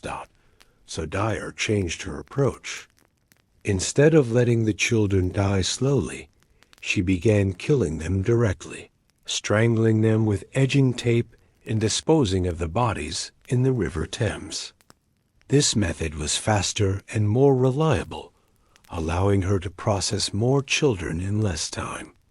She continued to drug them first, both to keep them quiet and to make the strangulation easier. But the opium was now a prelude to murder rather than the cause of death. Dyer was finally caught when a package containing the body of a baby was recovered from the Thames near Reading. The paper wrapping bore an address that led police to Dyer, who was arrested and found to be in possession of pawn tickets, baby clothes, and other evidence connecting her to multiple missing children. A search of the river yielded more bodies, and the case against Dyer became overwhelming. At her trial, Dyer attempted to plead insanity, claiming that her years of opium abuse had damaged her mind. The jury rejected this defense and found her guilty of murder. She was hanged at Newgate Prison on June 10, 1896, but not before confessing to crimes that horrified even the hardened officials who heard her. She had killed so many children, she said, that she could not remember them all. The Thames was a graveyard for unwanted children in Victorian England, its murky waters concealing the victims of baby farmers, infanticide, and neglect. Bodies were recovered regularly, small bundles wrapped in newspaper or cloth, their identities often impossible to determine, their murderers rarely brought to justice. The river kept its secrets, and most of those secrets died with the children who became part of them. When Amelia Dyer was caught, investigators found at least 7 bodies in the Thames that could be connected to her. But there were certainly more, disposed of over the years in locations that were never searched, in stretches of the river that yielded nothing to the nets of the searchers. Dyer herself could not, or would not provide a full accounting of her victims, and the true number of children she killed will never be known. The bodies that were recovered told stories of suffering that no child should ever experience. They showed signs of malnutrition, of drugging, of violence. They had been alive, and then they were not. Their brief existences ended by a woman who saw them only as sources of income, their deaths as routine as any other business transaction. They had been loved by mothers who trusted Dyer to care for them, and they had been killed by a monster who saw that trust as an opportunity. The children of the Thames had names, though most of those names are now lost. Helena Fry was one of them, her body found wrapped in brown paper with Dyer's address on it. Doris Marmon was another, handed over by her mother to what she believed was a respectable caregiver. These were not anonymous victims, but individual human beings, each with a life that had barely begun before it was ended. Asterisk, asterisk, the movement to reform the laws governing infant protection was slow and contentious. Opposed by those who saw regulation as an infringement on individual liberty, and supported by those who believed that children had rights that the state was obligated to protect. The debates in Parliament reflected the broader tensions of Victorian society, the conflict between laissez-faire economics and social responsibility, between tradition and progress. The first attempt at regulation came in 1857, when a parliamentary bill was introduced to classify opium and its derivatives as poisons and restrict their sale. The bill failed, defeated by intensive lobbying from chemists and pharmaceutical companies who argued that it would harm their businesses and deprive the public of medicines they needed. The interests of commerce prevailed over the lives of children. The Pharmacy Act of 1868 was a compromise, imposing some restrictions on the sale of poisons while exempting patent medicines from its provisions. The manufacturers of soothing syrups had argued, successfully, that their products were different from raw opium, that they served a legitimate medical purpose, that restricting their sale would cause hardship to the families who relied on them. The act was better than nothing, but it did little to protect infants. The Infant Life Protection Act of 1872, passed in response to the Margaret Waters case, addressed baby farming rather than opium. It required registration of those who cared for infants for payment, but it did not regulate what those caregivers could do, did not inspect their premises, did not ensure that the children in their care were safe. The act was a first step, but only a first step, and baby farming continued largely unabated. Despite these setbacks, the reformers persisted. They documented the harm. They publicized the cases. They kept the issue before the public and the Parliament.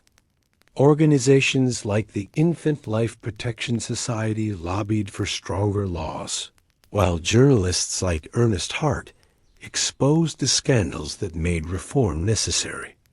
Progress was measured in years and decades, but progress there was. The Infant Life Protection Act of 1897 was more comprehensive than its predecessor, giving local authorities the power to inspect baby farming operations and remove children who were in danger. It was a response to the Amelia Dyer case, which had demonstrated that registration alone was not enough, that active oversight was necessary to prevent abuse. The act saved lives, though it could not save the lives that had already been lost. In the early 20th century, the pace of reform accelerated. The Children Act of 1908 consolidated and extended the protections available to children, establishing juvenile courts, regulating child labor, and creating a framework for child welfare that would be expanded in the decades to come. The act recognized that children had rights, that society had a responsibility to protect them, that the state could and should intervene when parents or caregivers failed. The Dangerous Drugs Act of 1920 finally brought opium and its derivatives under strict control, requiring prescriptions for their sale and limiting their availability to medical purposes. The patent medicines that had killed so many children were swept away, their formulas changed or their products withdrawn.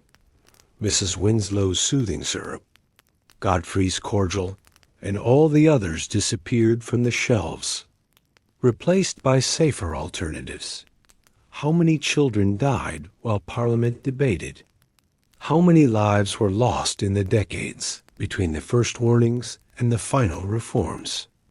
The numbers are impossible to calculate with precision, but they are certainly in the tens of thousands, perhaps the hundreds of thousands. Each year of delay cost lives. Each failed bill allowed the killing to continue. Each compromise with the pharmaceutical industry was paid for in infant deaths. The reformers knew this, and the knowledge drove them to continue despite the obstacles they faced. They were not fighting for abstract principles, but for specific children, for the babies who were being drugged and starved and killed, while the politicians talked and the manufacturers lobbied and the public looked away. Every victory, however partial, saved lives that would otherwise have been lost. The final victory came too late for the children who had already died, but it came in time for those who came after. The babies born in the 20th century did not face the same dangers as those born in the 19th, did not swallow opiates with their mother's milk, did not waste away under the influence of cordials and syrups.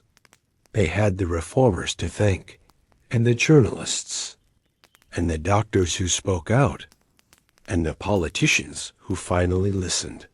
Asterisk historians have called the Victorian era America's first opioid epidemic, and the description applies equally to Britain. The unrestricted sale of opium and its derivatives, the widespread use of these substances for every imaginable ailment, the addiction and death that followed.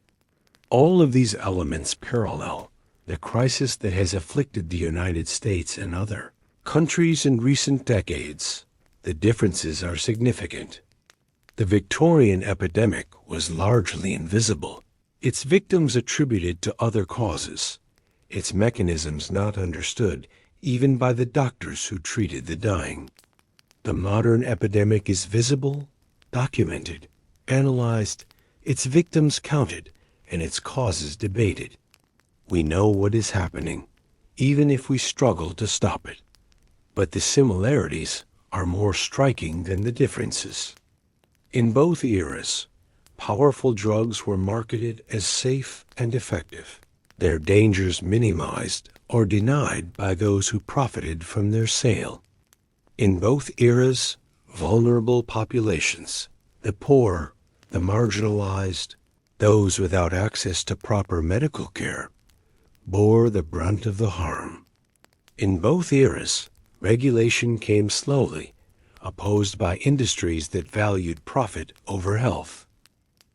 The lessons of the Victorian epidemic were forgotten, or perhaps they were never fully learned. The pharmaceutical companies of the 20th and 21st centuries repeated the mistakes of their predecessors, marketing opioids as non-addictive when they knew better. pushing doctors to prescribe them for conditions that did not require them, creating an epidemic of addiction and death that echoes the one that came before. The story of the soothing syrups is, at its heart, a story about the protection of the vulnerable. Children cannot protect themselves.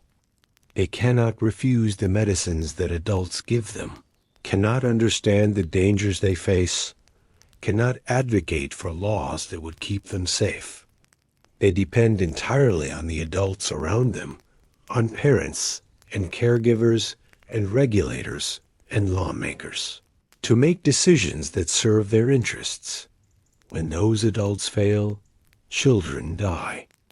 The mothers who gave opium to their babies failed, though their failure was born of ignorance and desperation rather than malice. The pharmacists who sold the syrups failed, prioritizing profit over safety. The manufacturers who made the syrups failed, hiding the dangers behind attractive packaging and reassuring advertising. The lawmakers who delayed reform failed, allowing commerce to trump child welfare. The system that killed children in Victorian England was not the creation of any single villain. It was the product of countless individual decisions, each one seemingly reasonable in its own context, that combined to produce a catastrophe. The mothers did what everyone did. The pharmacists sold what customers wanted. The manufacturers made what the law allowed. The lawmakers reflected the values of their constituents. And the children died. Breaking this pattern required more than good intentions. It required information, regulation, enforcement, and a fundamental shift in values.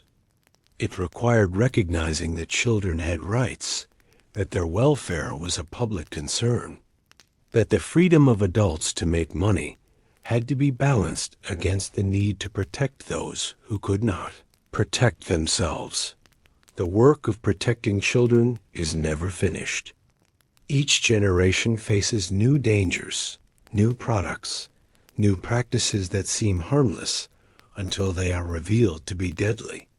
The vigilance that protected the children of the 20th century from opium must be maintained and extended, adapted to the threats of the present and the future. Today's children face dangers that the Victorians could not have imagined. Online predators, environmental toxins, the mental health crisis of social media, the new forms of addiction that digital technologies enable. They also face some of the same dangers that the Victorians faced, including poverty, neglect, and the indifference of those who should be protecting them. The lessons of the soothing syrups are relevant to all of these challenges. Information is power, and parents need to know the risks their children face. Regulation is necessary, because markets alone will not protect the vulnerable. Enforcement must be robust, because laws without teeth are merely suggestions. And values must be examined, because a society that truly cares about children will make their welfare a priority. The children who died in Victorian England cannot be brought back, but their deaths can still teach us. They remind us of the cost of inaction, of the danger of complacency, of the need for constant vigilance in the protection of those who cannot protect themselves. They call us to do better, to be better, to build a world where no child dies for want of the knowledge and the will to save them. Asterisk, asterisk, in the old churchyards of England, there are graves that bear no names, stones that have weathered to blankness, plots that were never marked at all. These are the resting places of the forgotten, the poor, and the unknown, the children who died before they could make their mark on the world. Among them are the victims of the soothing syrups, buried without ceremony, mourned briefly, then forgotten. A walk through such a churchyard is a sobering experience. The stones that can still be read tell of children who lived only days or weeks or months, of families that buried one child after another, of a world where infant death was so common that it barely registered as tragedy. The stones that cannot be read tell their own story, of lives so brief and so poor that nothing was left to mark their passing. The children of the baby farmers rest in even more obscure places, if they rest at all. Some were thrown into the Thames, their bodies carried out to sea or lodged in the mud of the riverbed. Some were buried in unmarked graves in the gardens of the houses where they died. Some were disposed of in ways that left no trace, their existence erased as completely as if they had never been born. These children had names, though most of those names are now lost. They had mothers who loved them, or at least who wanted to love them, who gave them up in the hope that someone else could provide what they could not. They had brief lives, measured in weeks or months, filled with suffering that no child should ever experience. And then they were gone, their lives extinguished, their deaths unrecorded, their memories fading with each passing generation. For the mothers who survived, the memory of the children they had lost was a burden carried for a lifetime.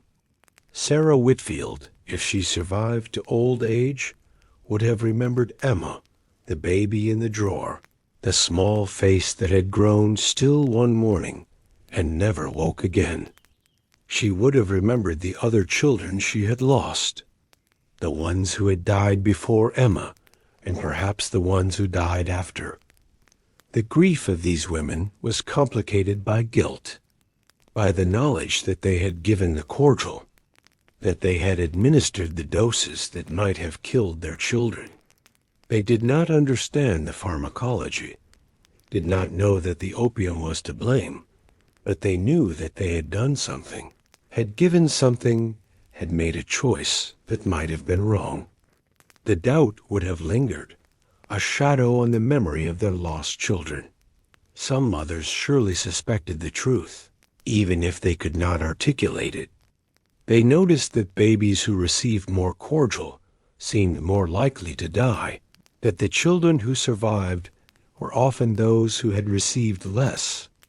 They whispered to each other, passed warnings from mother to daughter, developed their own folk wisdom about the dangers of the soothing syrups.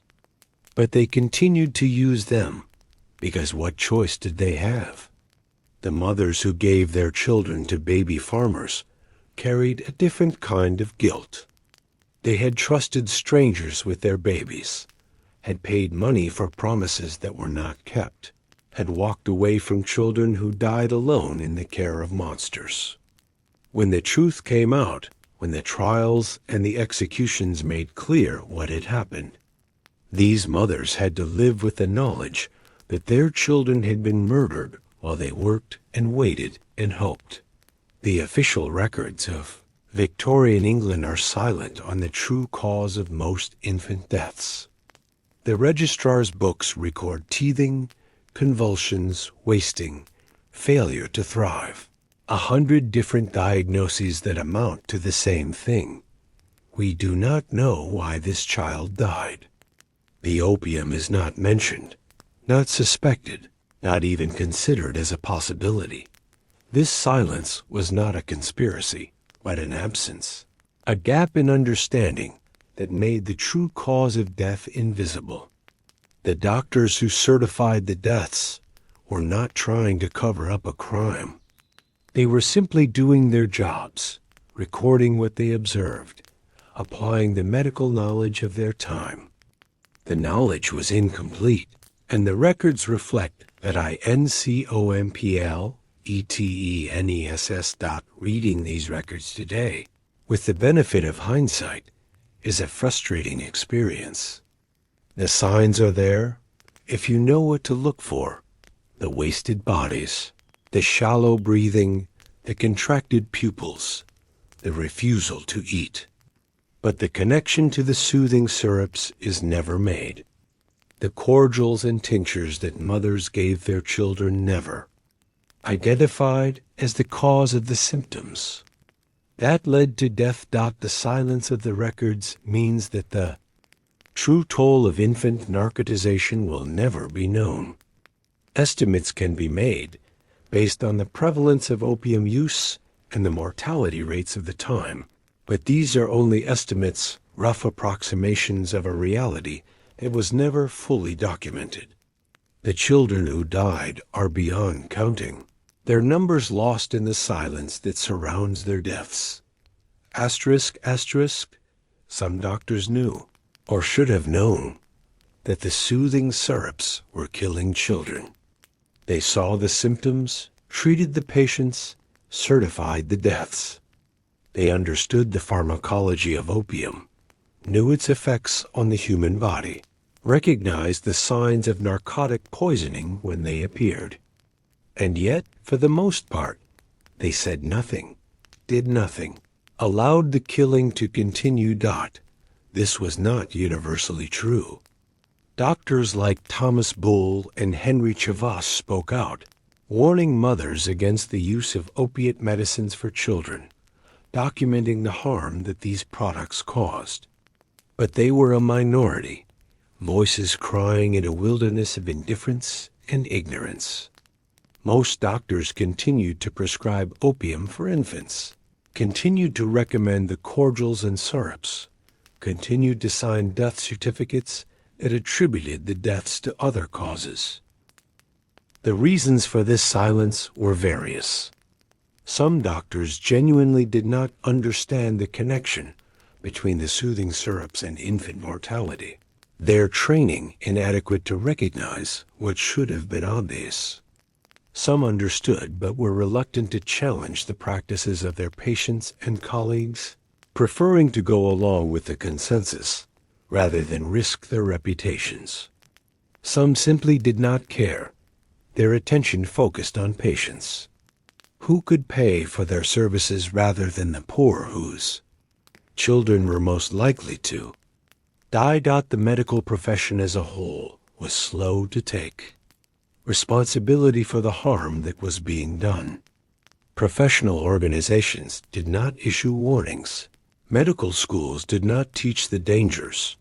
Journals did not publish the evidence that was accumulating. The doctors who spoke out were often dismissed as alarmists, their concerns brushed aside as exaggerated or unfounded. The profession closed ranks around practices that were killing patients. The chemists who sold the soothing syrups knew exactly what was in them. They mixed the products themselves, or they purchased them from manufacturers whose formulas they understood. They knew that opium was dangerous, that it could kill if the dose was wrong, that infants were particularly vulnerable to its effects. And yet they continued to sell, bottle after bottle, gallon after gallon, to mothers who trusted them. The chemists were businessmen, and business required sales. A chemist who refused to sell popular products would lose customers to competitors who had no such scruples. The market demanded soothing syrups, and the chemists supplied them. Their consciences soothed by the same rationalizations that every merchant uses when selling products of questionable value. The customers want it. The law allows it. Everyone else is doing it.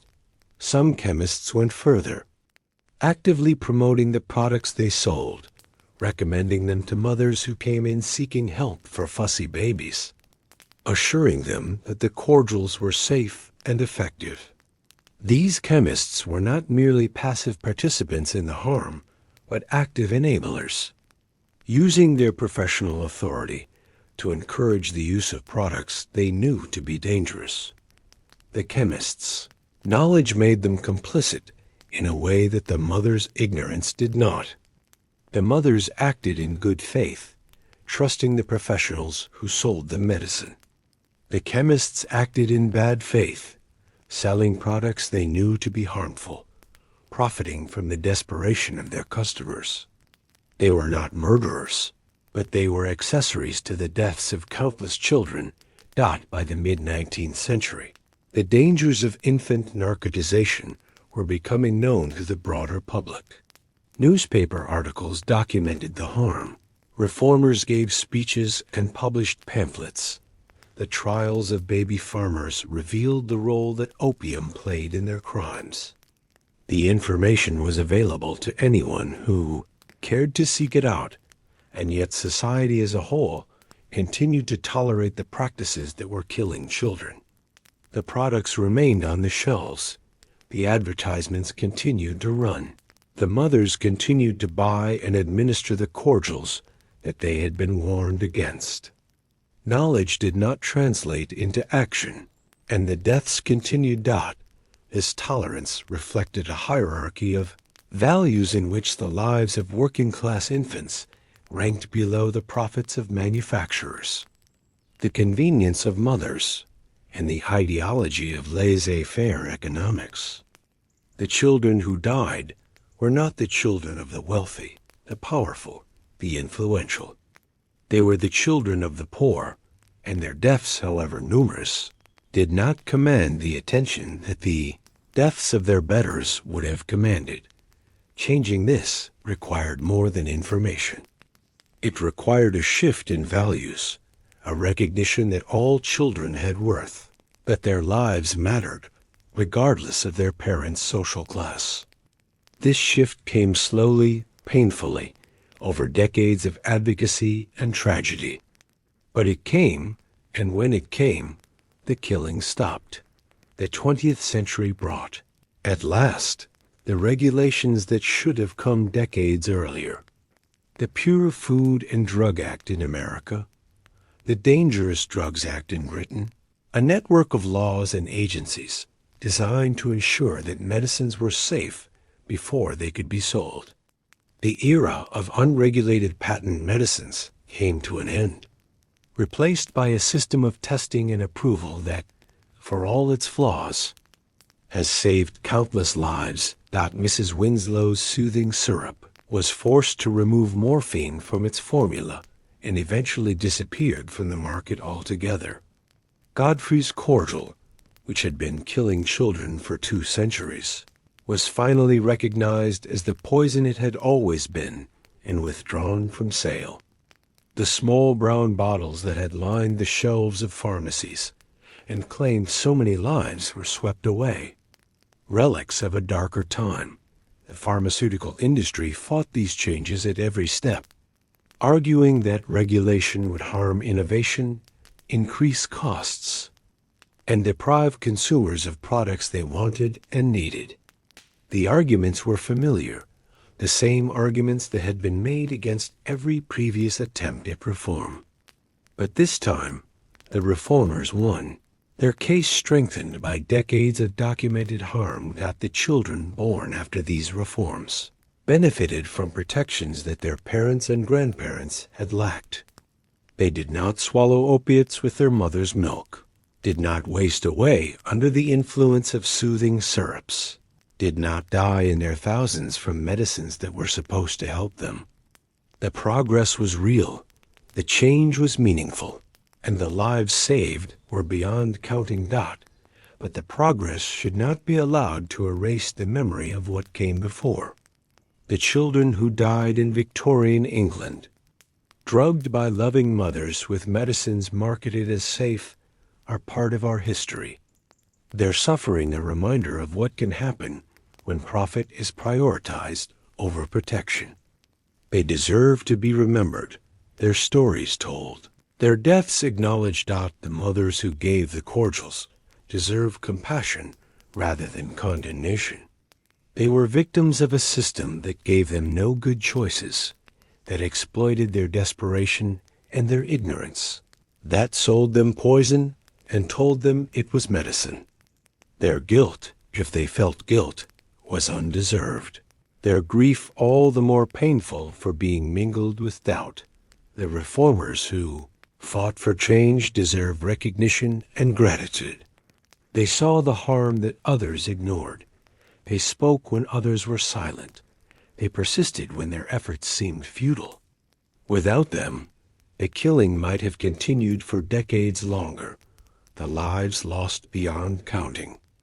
They were heroes, though they were rarely recognized as such in their own time. And the children themselves, the silent victims, the small bodies in the unmarked graves, they deserve to be remembered most of all. They did not ask to be born into a world that would kill them. They did not choose the mothers who loved them, or the medicines that poisoned them.